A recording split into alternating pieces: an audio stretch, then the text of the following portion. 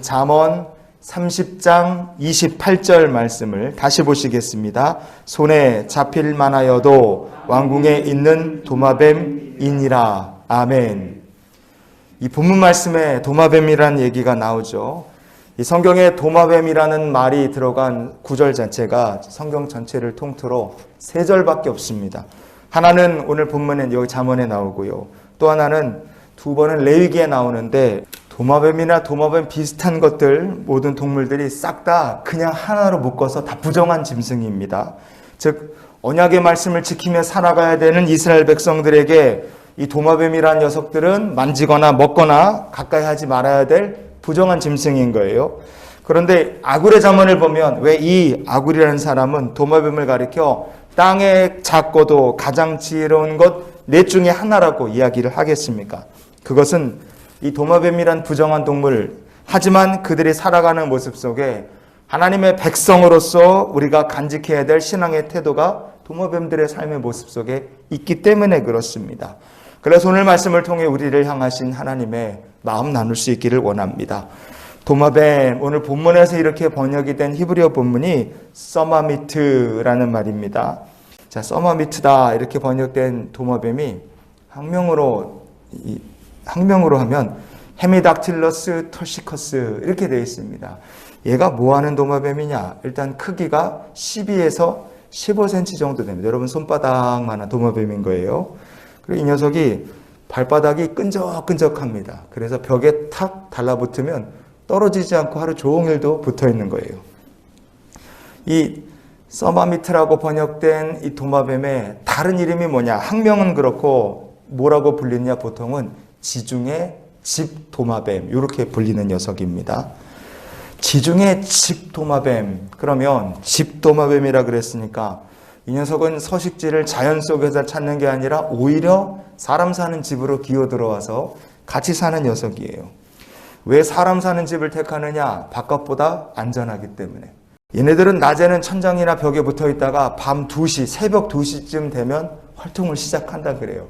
여러분 한번 생각해 보십시오. 여러분 밤에 자는데 손바닥만하게 생긴 도마뱀이 새벽 2시면 일어나서 슬슬 집안을 돌아다닌다. 얼마나 징그럽고 끔찍하겠어요. 그리고 이스라엘 백성들 입장에서 보면 도마뱀이란 건 뭡니까? 무조건 부정한 짐승이에요. 그러면 바깥에 있던 도마뱀이 내 집에 들어왔다? 이거는 율법으로도 맞지 않고 보기도 징그럽고 무조건 쫓아내야 될 대상이 잡아 없애야 됩니다.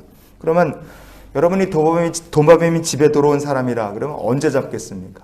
얘가 깨어있는 것이 아니라 낮에 잘 때 그때 붙잡으려고 그러겠죠. 그런데 신기하게도 이 녀석이 막대기로 치든 붙잡으려고 그러면 분명히 자고 있는 것 같았는데 후다닥 도망을 치고 후다닥 도망을 친다 이거예요. 왜 안 잡히고 도망을 치느냐? 그것은 얘네들은 자고 있는 것처럼 보여도 항상 반쯤 깨어있는 상태이기 때문에 그렇다고 합니다. 여러분 그러면 이 도마뱀 자고 있는 것처럼 보여도 사실은 반쯤은 깨어있다. 그게 무슨 모습이겠습니까?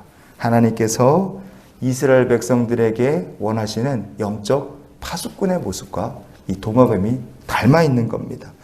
분명히 부정한 짐승이고 보기에도 징그러워요. 그런데 왜 도마뱀을 아굴의 잠언에서는 작지만 지혜로운 동물 중에 하나라고 이야기를 하느냐? 그것은 하나님께서 이스라엘 백성들을 부르시고 그들에게 원하시는 영적 모습, 사명의 모습, 파수꾼의 모습이 이 사람의 집에 들어가서 잡힐 듯 하면 안 잡히고 도망다니는 도마뱀의 모습 속에 파수꾼의 모습이 있기 때문에 그렇습니다. 자, 에스겔서 3장 17절 말씀을 같이 보시겠습니다. 인자야, 내가 너를 이스라엘 족속의 파수꾼으로 세웠으니 너는 내 입의 말을 듣고 나를 대신하여 그들을 깨우치라. 아멘.